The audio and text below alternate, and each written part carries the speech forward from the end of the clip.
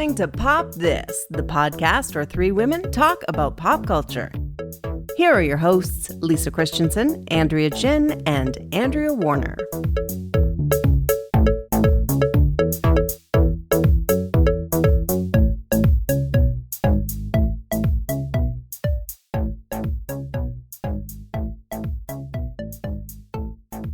So you guys, I think maybe I forgot to tell you that I was supposed to be my friend's C-section buddy.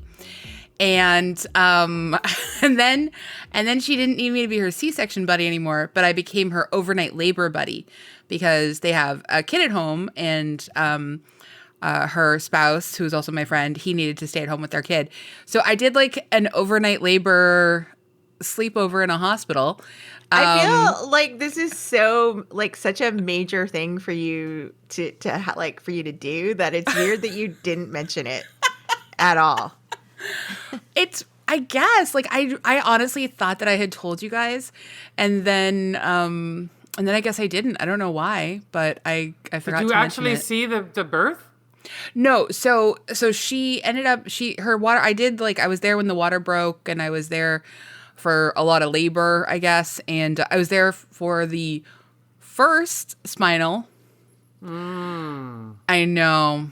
So, and then 12 hours later, she had to have a second spinal, and then the baby arrived about an hour and a half after that. So, I missed the actual arrival, but I mean, at least the dad could be there for that, so that was really good. But we weirdly had a pretty good time in our sleepover labor adventure. I mean, I didn't really sleep. I slept a little bit for at one point, but so you must have been so exhausted. I mean, I recognize she was more exhausted. She was much more exhausted. Oh my God, I'm just gonna say it. So my friend Danica, I have to say, what a rock star through this whole thing. She had to sit so still during the spinal thing, and then finding out she had to have a second one 12 hours later because it fell out. Anyway, it's a whole thing, but she was just really very focused and chill, and her nurse was so nice, and it was the three of us became we had our own. It was just three people getting to know each other even deeper over the course of 8, 9, 10 hours. What exactly did your role entail? I really feel I was just there for support, a little bit of advocacy, and mostly comic relief. I wouldn't say that I didn't perform a tight 5 at any point because that's not my skill set.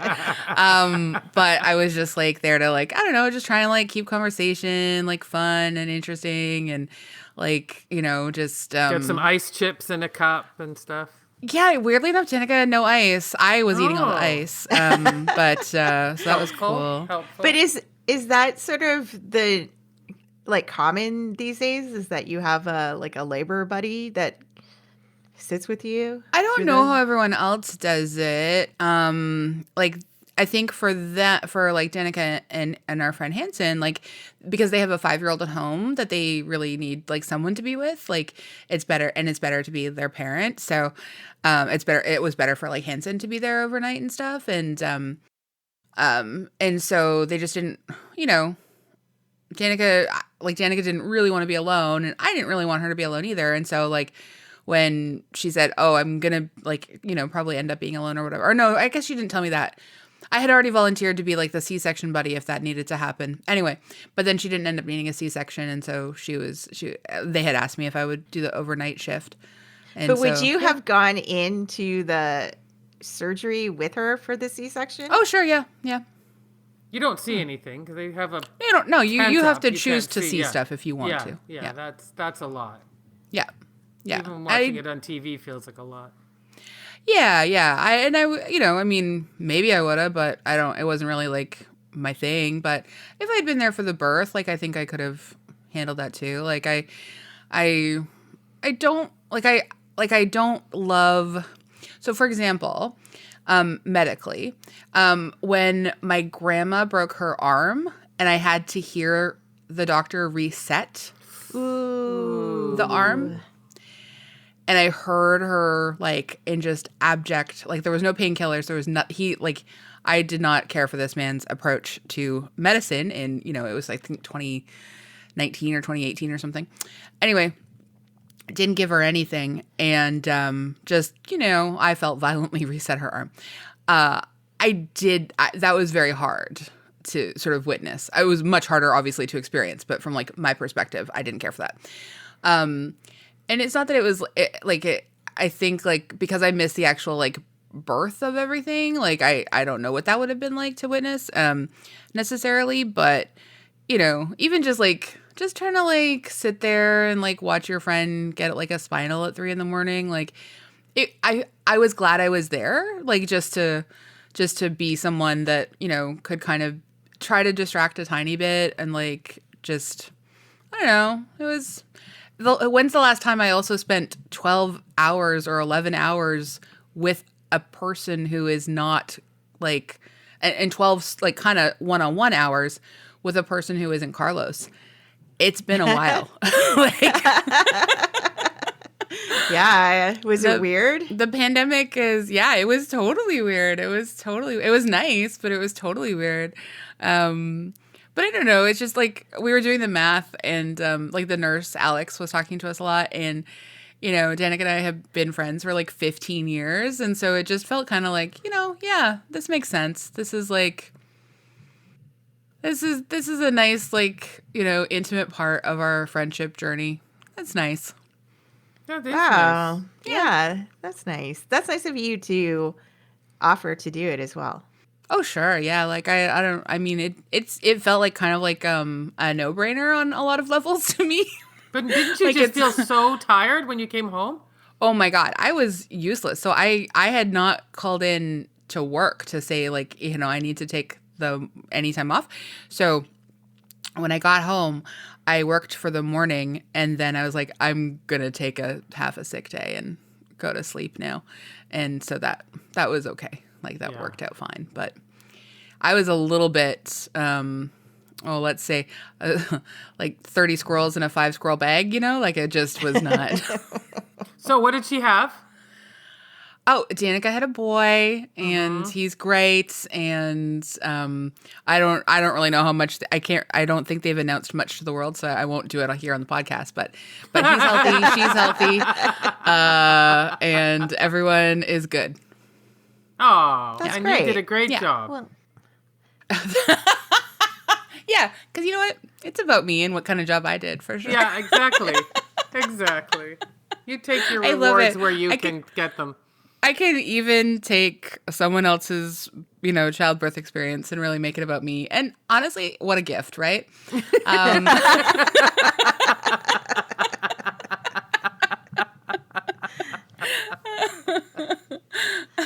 But yeah, it was super fun. So like, if anybody else needs like a little labor buddy at some point, just You're offering your services.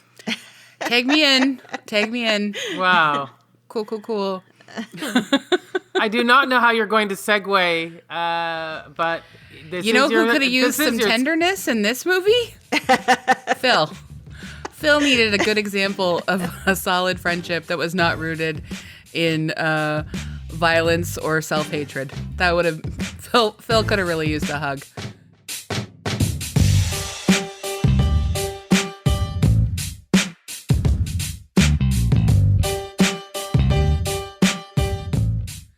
well, it's too late now.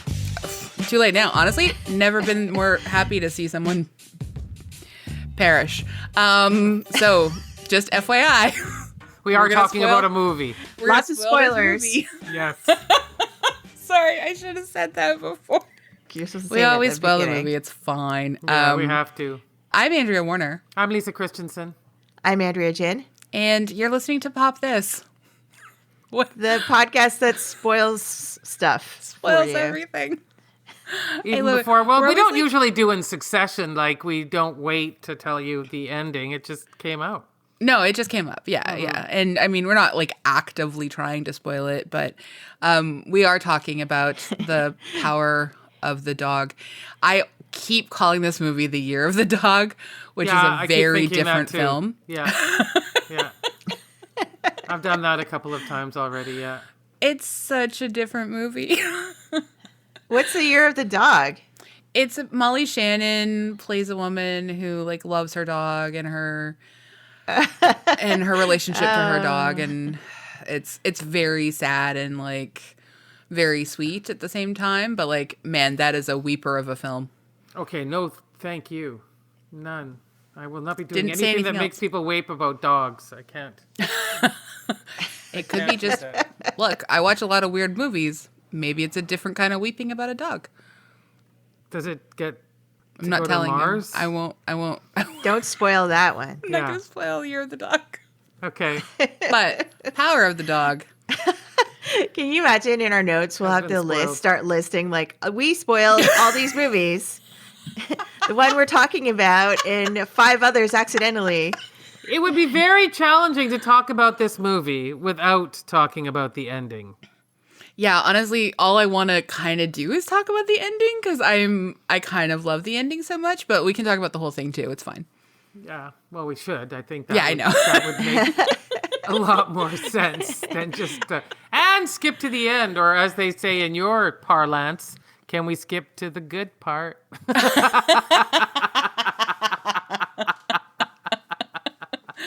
I mean, that said, I do love the visuals of this film. Like, anyway, let's do it right off the top. Can you even believe 12 nominations for The Power of the Dog? It's a 2021 Western. Sorry. Did I cut you off? No, I was just gonna say it's Oscar season. That's It is- why we're doing the Yeah, we're doing Oscar season. movies. Sorry. Yeah, Oscar season. We got to get in here. Obviously, we're not going to have seen everything, but we have to see a few things. And so we've chosen some that are like accessible to us and also things that tend to, at the very least, this one is directed and written by Jane Campion. We're trying to choose things that sort of like fit our interests and the interests of the podcast and like the space we occupy in pop culture. So yeah, 12 nominations.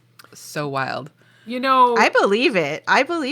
Like as soon as I saw this film, I was like, this is gonna sweep the Oscars. Yeah. Like, And also, name another movie that could sweep the Oscars this year. That's the thing. Yeah. Like- it's always whatever the movie's up against as well, right? Yeah. yeah. So for better or worse, Yes. this will sweep the Oscars. I'm gonna read the synopsis. Wow. I think I know really selling it. what your opinion's going with this movie. I will front load it and say I do not hate it. I do not love it. I have genuinely conflicted, kind of weird feelings about it. Yeah, I think like everybody does who watches it, but I think that's the power of this movie. Not the dog, the power Not of the dog. This It's is not the dog. It's the conflicted emotions it brings up in people.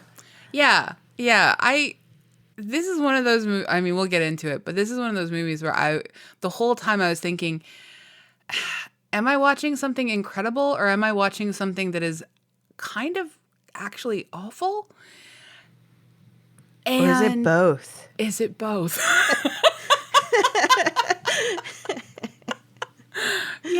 Yeah. Anyway, okay. I can do this. Synopsis. Yes. Power of the Dog is a 2021 Western psychological drama film written and directed by Jane Campion. It is based on Thomas Savage's 1967 novel of the same name. Film stars Benedict Cumberbatch, Kirsten Dunst, Jesse Plemons, and Cody Smith-McPhee. The Power of the Dog had its world premiere at the Venice International Film Festival, and Campion won the Silver Lion for Best Direction. And again, those leading 12 nominations for the 94th Academy Awards, including Best Picture and Best Director. It was also named one of the best films of 2021 by the American Film Institute.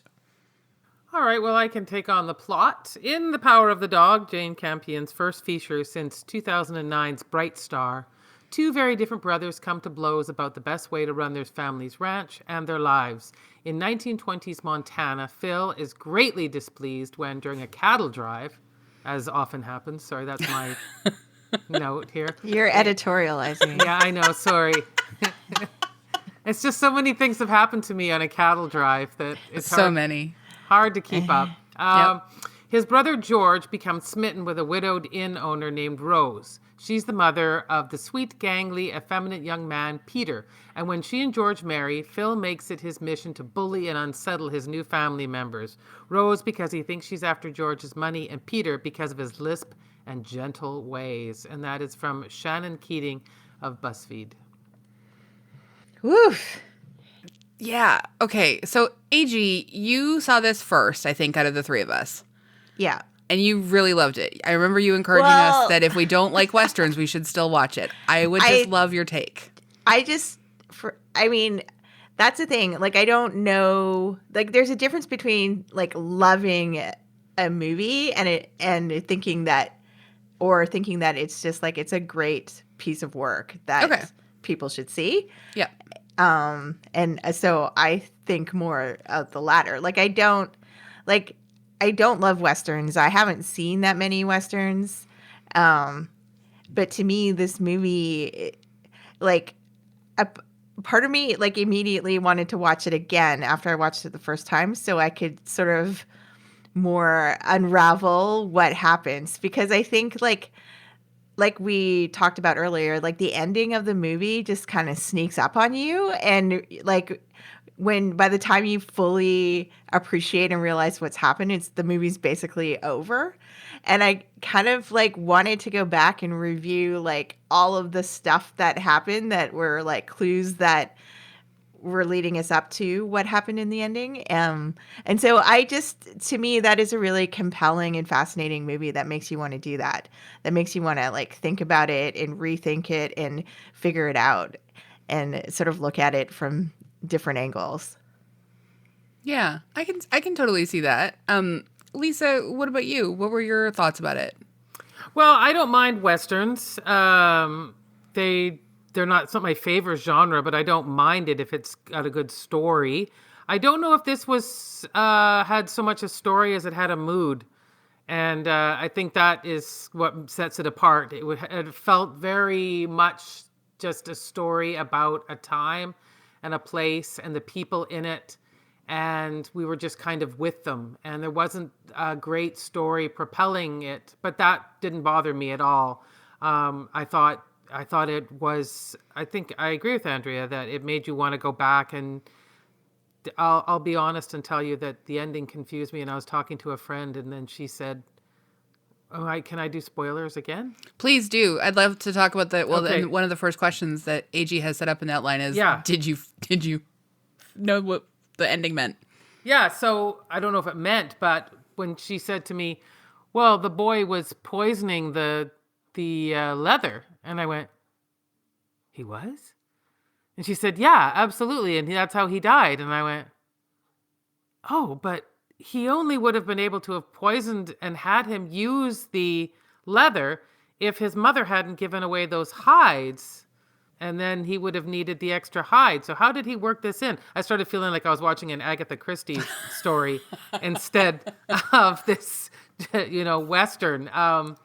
I wasn't as enamored with Benedict Cumberbatch's performance. I thought it was like something I've seen many times before, like to go back to Marlon Brando in A Streetcar Named Desire or something. This, kind of too smart for his own good, and he, and just a big brutish man. I was a little bit bored by that. I always like Jesse Plemons, and whenever he's in too, I just find him to be one of the more unusually engaging actors that's working. I want him to just talk and do slow motions and whereas Benedict was really carving up that scene with those banjos, and it just felt so much to me. It just felt like, I get toxic masculinity, but sometimes it's like it's got a neon sign above it with like a buzz. Bzz, bzz, bzz. And so for that, wasn't my favorite performance of his. And Kirsten Dunst was amazing. She was too. Yeah, she was. And can you believe it's her first Oscar nomination? I can't believe that because she's been around for so long. Yeah, that is. Yeah, and she always does consistently good work, I think. Yeah. Mm-hmm. I mean, she's one of those actors who really gets slept on, I think, because like a lot of the work that she's doing, because she's so good, but also because she ends up starring in films that don't really get taken very seriously. Potentially because, they're movies that, maybe skew more feminine or whatever, or they're very indie. Like, I'm surprised she wasn't even she didn't get a nomination for Interview with the Vampire. yeah, she should have been nominated for Interview with the Vampire. Yeah, exactly. For sure. She's the best part of that film. Can I bring up one thing that'll just remind us again of how we like to say things like, it's 2022. Jane Campion, this is only the second time a woman has been nominated, only the first time a woman has been nominated twice in the director category. Yeah. Yeah. It's 2022. Yeah. Yeah. Such This a is the cool first time that's ever happened. Just like it just continues to be super cool to be alive. Okay, so I agree. I think I agree with everything that you're both saying. So Benedict Cumberbatch, who I do Whose not name like, is just so much fun to say, no matter and what. I do not like him that much already. Like I think he's good in in some Sherlock. things. Sherlock, Like, yeah. he's great in Yeah. Sherlock, you Yeah. know. But like, I can't wrench all of the silver spoons from his mouth to make that particular Western accent believable. Like I believe him as a toxic man. I don't believe him as a man who, is a sort of like thunderingly cruel presence. Basically like psychologically torturing a woman with a banjo. You know what I mean? Like I just don't like. Do you know what I've always wanted to see? That would be awful though. I've always wanted to see a supercut of the evil guy eating an apple. Have you ever noticed how many movies do that? Absolutely. Like they just stand there with their kind of nonchalant evilness while they eat an apple. And I've never is it significant it's an apple? Is there something about the apple? Is it the way it shows a person like he doesn't care, he's just eating an apple? I think it sort of goes back to sort of like something biblical. It's like these men taking control of the fruit that ruined everything, blah, blah, blah, blah, blah. Like, blah, blah, blah, blah, blah. I think it's like a genius part of the story. Cause like when you think about it, like you're just sitting in your house trying to play the piano and some like super scary man is upstairs and is a banjo savant and can just outplay you. Yeah, that's scary. But then when we come menacing banjo just doesn't seem. We haven't seen this menacing a banjo since Deliverance, and I will put my money on that. Okay, I want to see that on the poster. That's an amazing. That's amazing pull quote there. But then when we get this sort of so this is, I guess, where and I love all the other performances. I think Cody Smith McPhee is that's he's true. Brilliant. Yeah, he is incredible, Yeah. like incredible. Kirsten Dunst, amazing. Jesse Plemons, great. Like I love all of it. But like there just reached a point when we sort of get the confirmation that Bronco meant, a lot more to Phil than it, is publicly revealed, and that there is something, if they didn't actually have a homosexual relationship specifically, there's definitely something queer about their relationship, and like there's a love and there's like an intimacy there and stuff. And so I guess like when it becomes sort of like a story about a man who is so full of fear about that part of himself that he then sort of enacts these like vicious acts of cruelty and bullying sort of externally. I was like, I feel like a straight woman really wrote this script without a lot of perhaps consultation from like queer men who could have made this maybe just like a little bit richer, a little bit more whole, and just like Benedict Cumberbatch's like performance of it just feels like a bit hollow to me. He feels like he's there to win the Oscar. He's like chewing a lot of scenery, literally like just mouths full of dirt flying at you. Like it's just whipping things. Like, I don't know. I felt like a little bit like this could have benefited from some authenticity of like some like queer authenticity behind the scenes. And I think it is a very smart movie. And I think it's like, it's showing like a lot of really complicated layers about things. Like he loves to put down his brother and call him fatso. He wants to exert that control. He's obviously like a deeply insecure, scared human being who like, you know, he's angry at Rose for all of the things that she represents intruding into his life.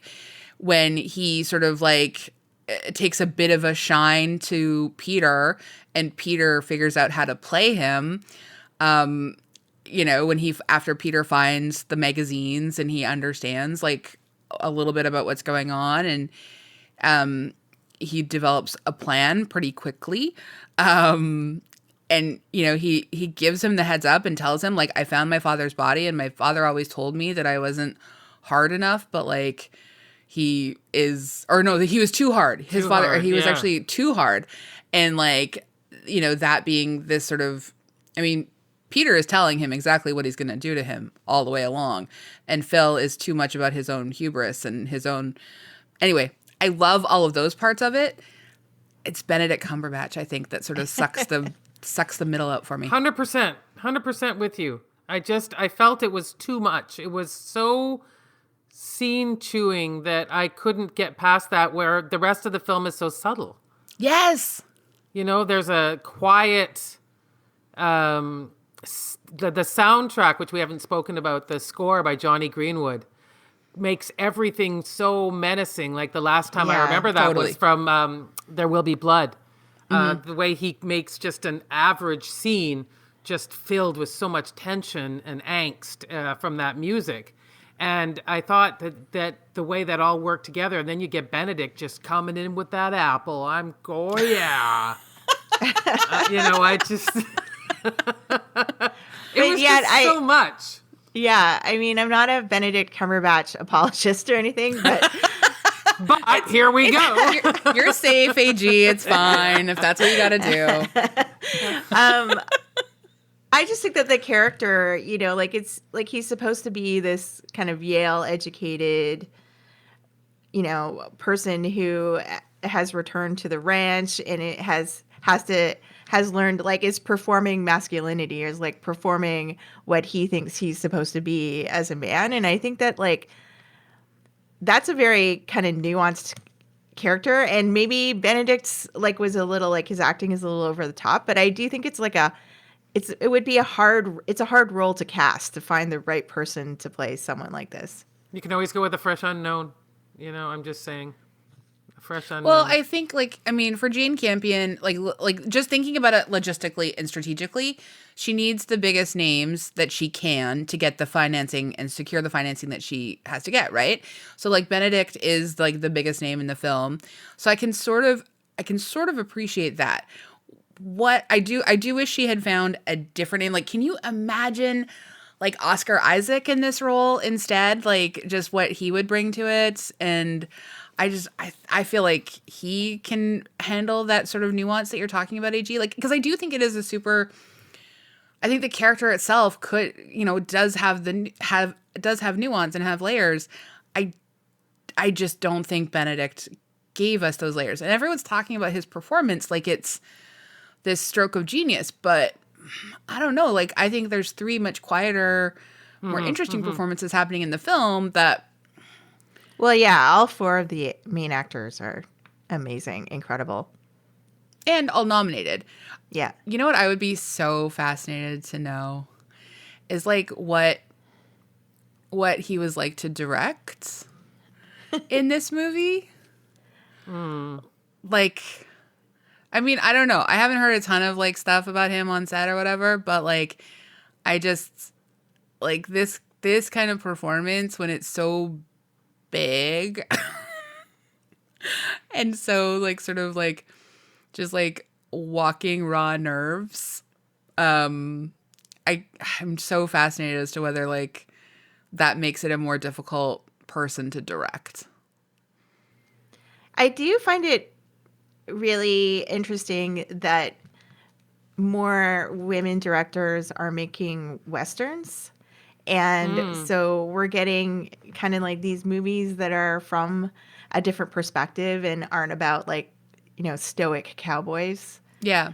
anymore. Like, like Chloe Zhao. Like you could argue that Nomadland was like a vision of the West Totally. last year. And like, I don't know if did either of you see Kelly Reichardt's last movie, First Cow? No. I was didn't a see First Western. Cow, no. No. But I saw the one that she did that was like when they're literally frontier people. Right. Do you know yeah, that one? I forget what one. I forget what that was called. But yeah, I just find that like women behind the lens directing a Western is such an interesting twist on the genre now for me. Yeah. Well, because we didn't really get to see anything of their vision, like in when sort of like Westerns were at their most popular. Yeah, and because it's associated with so much, like it is associated with, like toxic masculinity or like, performances of masculinity and just like idea of what a man is supposed to be. And so it's just so interesting when women get behind the camera and direct stories about it because like the story then changes. Oh, yeah. No. I think that there's definitely her hand you can feel in this story. I guess I just wish it hadn't been Benedict Cumberbatch. I feel like I don't... It's just, we're not going to get past that in this podcast. It's going to be hard. It'll be hard. because Everything we say, guy. it's going to be like, but Benedict Cumberbatch. It just didn't work for me. The whole thing felt acty.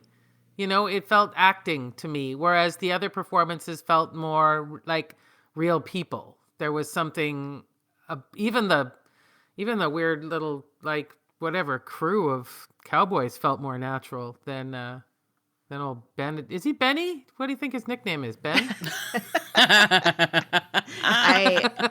Yeah. Can you imagine him being Benny? Maybe. I mean, incredible. I don't know. Like, there's just this idea, like, I think it's like what Benedict Cumberbatch sort of decided. Like, there's this article that I really enjoyed that I was reading, "The Beautiful Indefinable Queerness of the Power of the Dog," and it's from them, and it's by Juan Barkin. And one of the things that Juan is writing. Sorry, I don't know Juan's pronouns, so I'm going to say one of the things that Juan was writing, and I think the whole piece is really like excellent, so it's worth reading. But like, I'm just going to quote it quickly. But nor is Phil the quote tortured soul that some, including Cumberbatch himself, have made him out to be, as he seems largely content with a celibate and modest existence after losing the man he once idolized and still loves. The truth about Phil is that he is a human being, not a cipher for the violence of the closet. And I think that's a really beautiful, like, accurate description of the character of Phil. I think the fact that Benedict Cumberbatch himself says that he was playing a tortured soul is the tension and the disconnect between the performance and the character. Wow. Well said. Yes.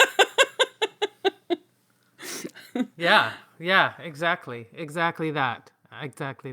So did that person enjoy the performance or not? Yeah, I don't know that they enjoyed the performance necessarily, but they really loved that this is queer cinema that we've never seen before, and it's like adding another nuanced layer to, the potential like vastness of queer cinema, which is great. I always get quite a laugh. Sorry, it's childish, but just, vintage pornography is always very amusing. Oh, when you saw the vintage pornography in this? Yeah. I mean, it always feels so wholesome. It does, doesn't it? I know. Just a bunch of men posing in bathing suits. It felt like it's just... But also, like, so subversive. Like, so, like, Phil is leading this group of cattle drivers or whatever they're called. I don't know what they're called. and like ranch hands, maybe they're ranchers anyway. Sure. And so like he sends them off to go have. There's like a lot of like sort of nude dude frolicking and stuff, right? Oh like yeah, the swimming holes and stuff. Yeah.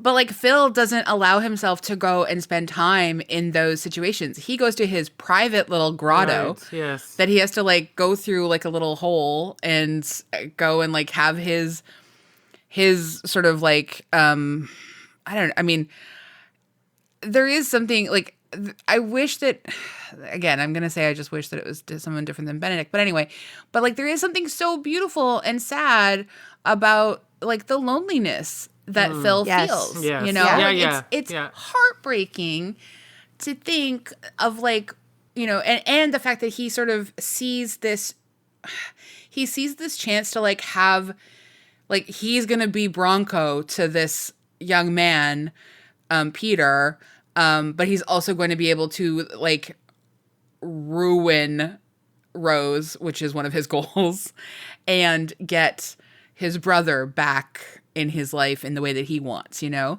And like why are they sleeping in the same room in that giant house? Just saying. I mean, there's so many questions. So many questions. Yeah. I mean, there's so much to think about in this movie too. It's like the three sort of very different depictions of men in this movie. Yes. Like Jesse Plemons' character, like he's a cowboy too, and he's, you know, kind of a typical traditional male as well, but he's not, like he seems more stoic and soft-spoken, and, you know, like the act of him falling in love with Rose seems to like give his character this, it kind of gets him out of that loneliness too, because like you sense that like had he not met Rose, like he would kind of be destined for a very lonely, you know, sad existence too, like differently than his brother. Yeah.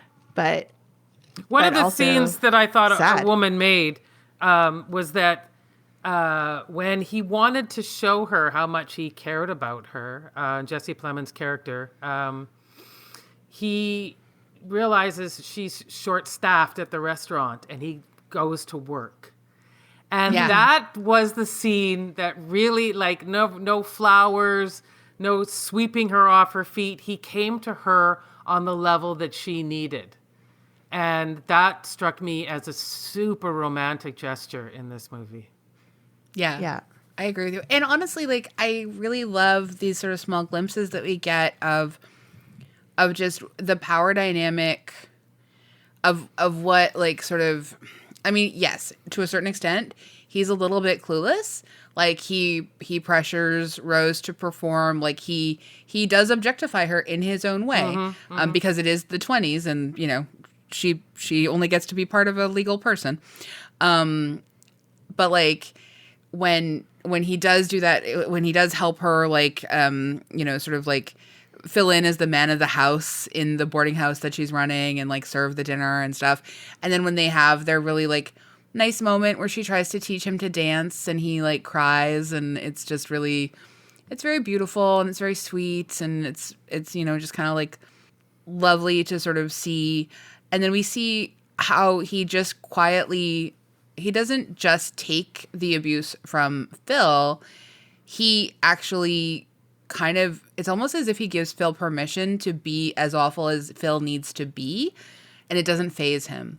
Like that's actually like he's much more in the position of power, and I think he knows that. Like he knows that you know, he could just sell his share of the farm or the ranch and like leave Phil, but I just don't think he could.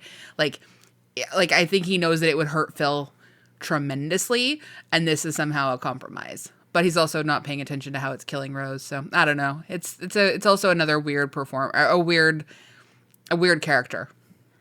Yeah.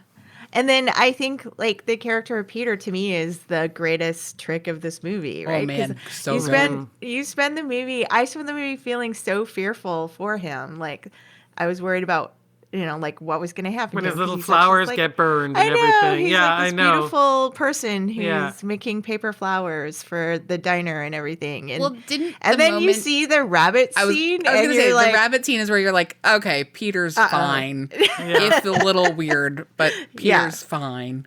and then by the end of the movie, you're just like, wow. He's a cold-blooded killer. Yeah. Yeah, Peter's going to get away with a lot of different kinds of murders. But like, it's And he's your extra- surgeon. There you are. Yeah, he's. I mean, but even to like, it's. I don't. With that putting that belt under the bed, like, I think Peter has his own sort of complicated sexual, feelings. Like he feels like he has to protect his mother, and we start with the voiceover as like he had no choice but to step in and protect her. And isn't she his like stepmother? Like, is it that his father No. died? He calls her mother. But he calls her Rose too. Like Off and on. He goes back and forth. Like my annoying son does. So. Oh, okay. I wasn't sure if he was absolutely her like biological son or if she was his like I stepmother. think so. I wasn't sure. Sure, it seemed like it. Yeah. Yeah. Well, I just really like when he says that, like, he's talking about how beautiful she is. And that sort of like, there's this, like, he admires her beauty, but he also seems to kind of covet it. And not in like a romantic way at all, but just like that it's a beauty that's that in 1920 would be hard for him to sort of like express. Yeah. Well, I mean, that's the thing, like, I was trying to say at the beginning is like throughout this movie, you're just kind of like watching it and trying to follow what's happening. And then all of a sudden you realize and the movie's over.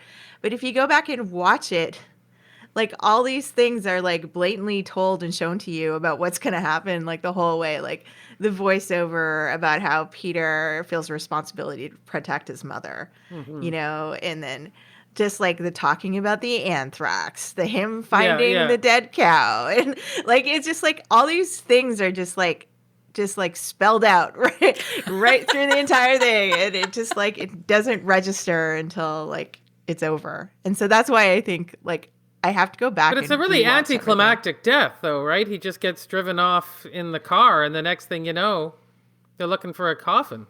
Like it's But I that kind quick. of really like that. Like I like that the killer's hiding in sight the whole time.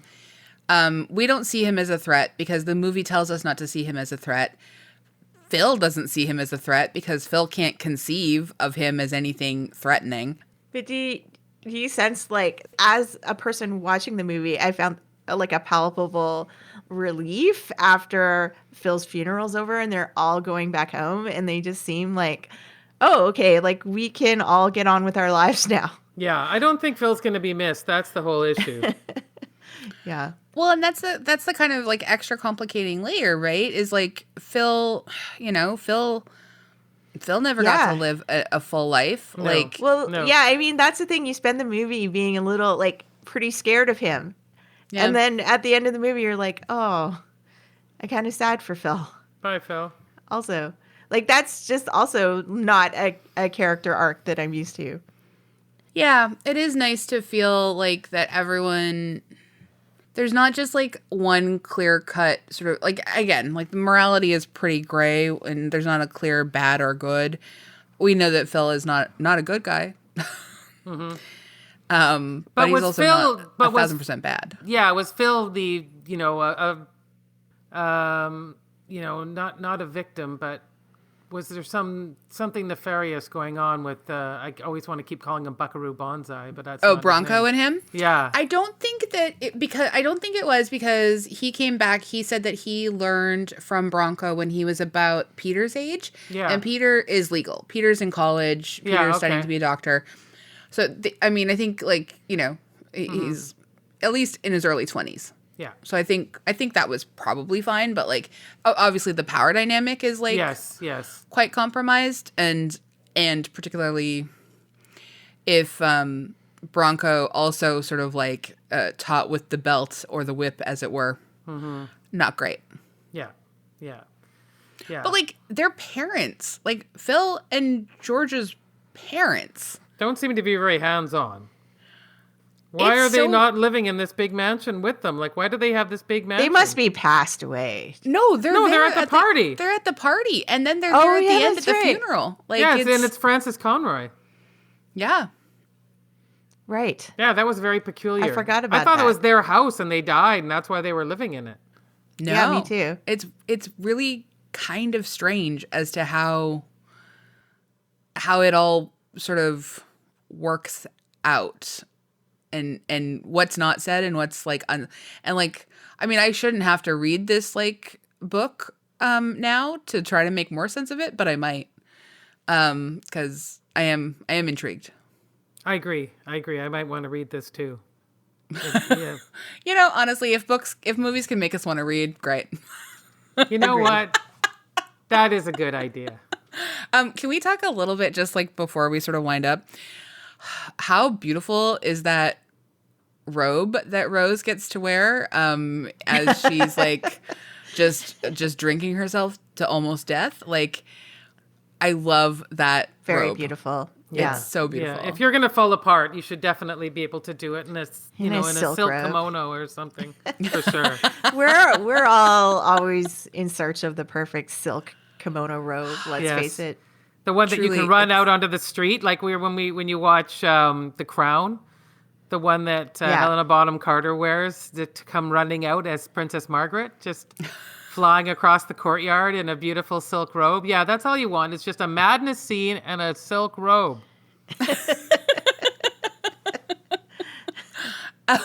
One of the things that I kept thinking about is like this house is, and as he's like torturing Rose with the banjo, I just like kept thinking, like, if only they could play the same chord at the same time, maybe this madness would end. Maybe they could become a Maybe- little ensemble. Yeah, you're right. Maybe music could bring this. It's a family band. That's Yeah. what this family needed. No. Oh, no. And it all came together when Peter sang along. Is that what you're thinking? It's like the Parsons Yeah, and family? like Peter came home and had Yeah. like voice of an angel, and Phil was like, "All right, I gotta climb off the the saddle bass. and stop And there's- being such a jerk." And there's stepdad on the drums. George would absolutely Yes, have yeah. a steady beat. Like, you know that George has a steady beat. And then it just turns into, "Oh, brother, where art thou?" Yeah. Except Rose always has a piano that she has to travel with. Oh, okay. That's a totally different movie now, but I'm fascinated by it. I did feel a lot of empathy towards her, and when she was attempting to, like, she was giving it a try to perform a song. I know.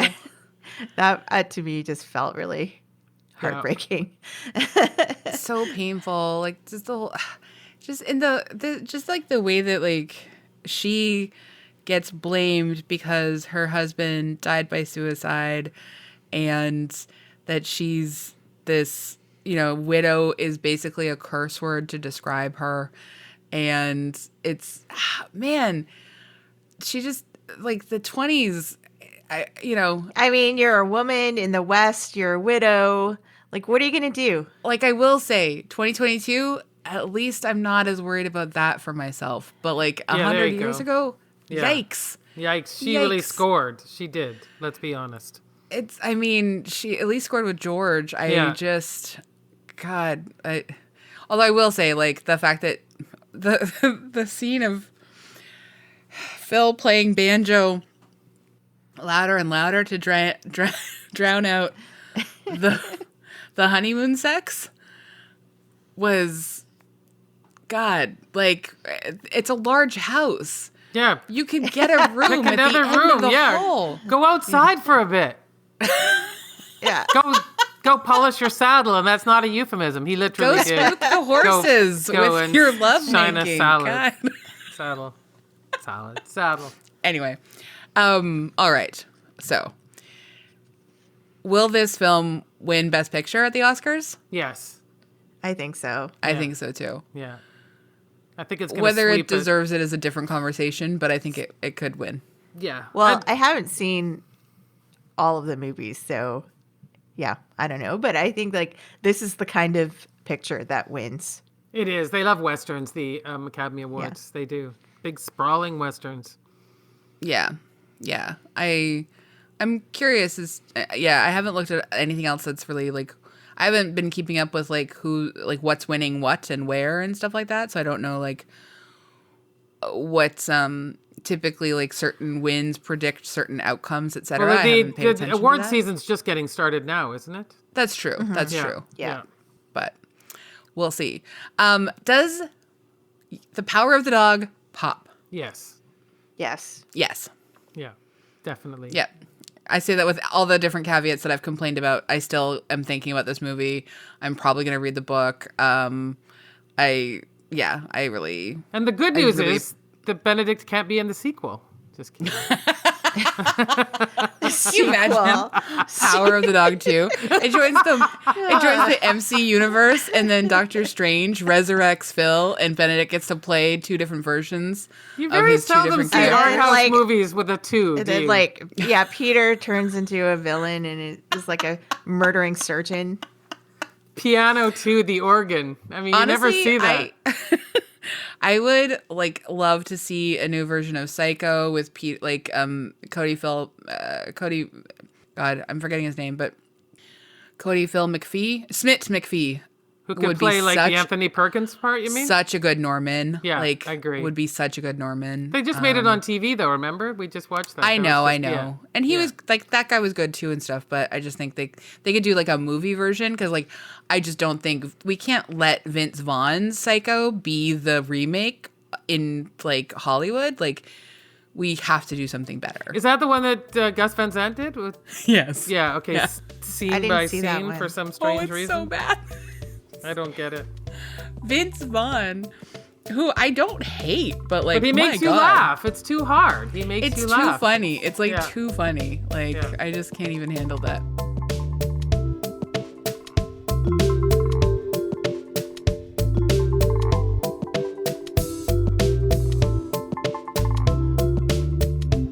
All right.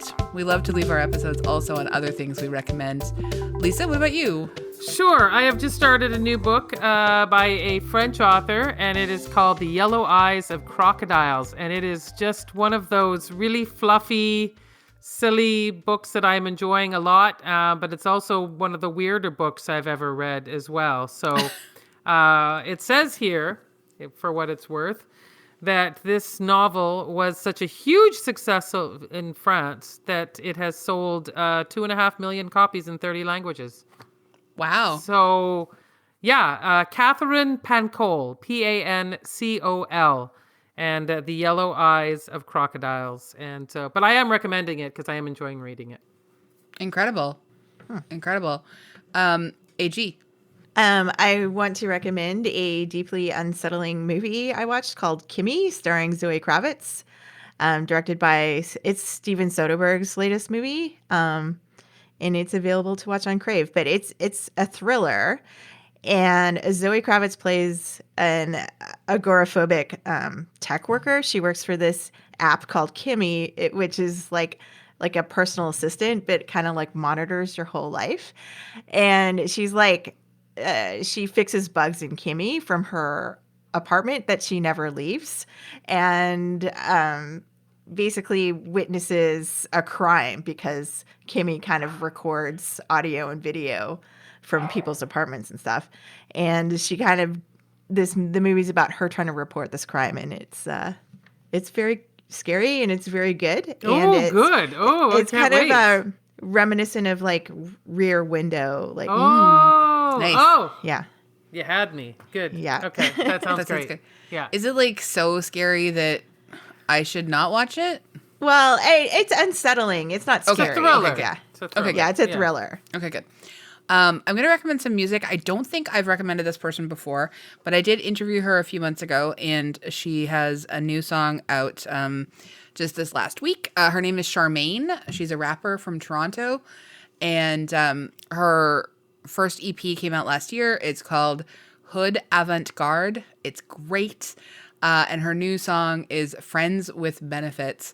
And it is not what you think it's going to be about. It's all about her best girlfriends and how they're ride or die.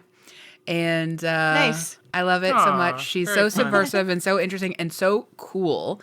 And she has she used to be a makeup artist as well. She has such a strong aesthetic. Like all of her videos look beautiful, and she's heavily involved in all of the styling and everything. And I think she's super cool, and I think she's gonna be big.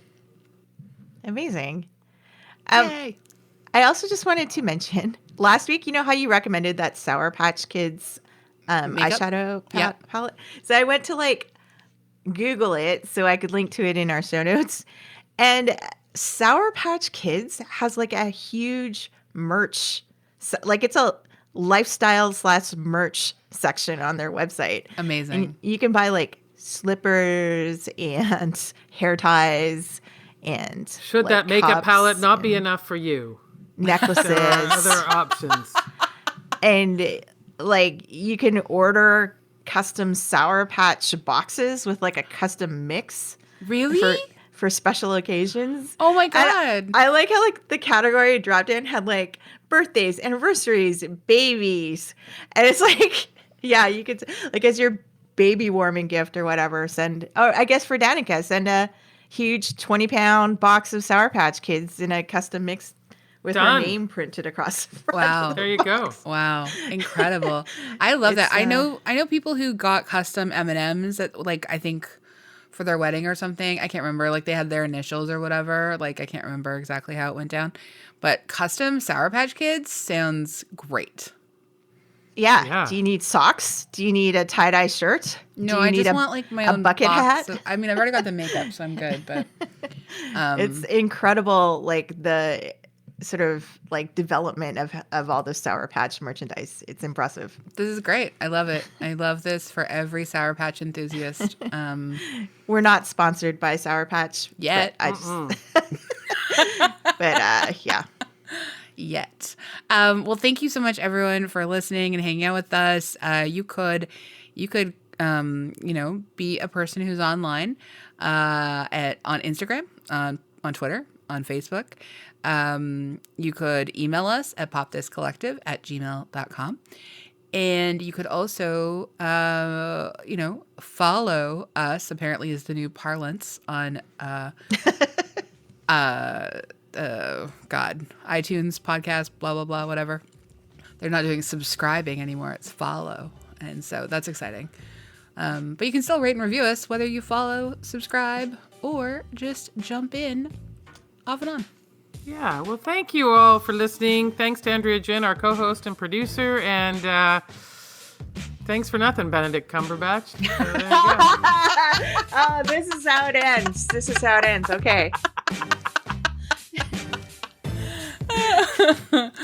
I love it. Bye, all. Bye. Bye.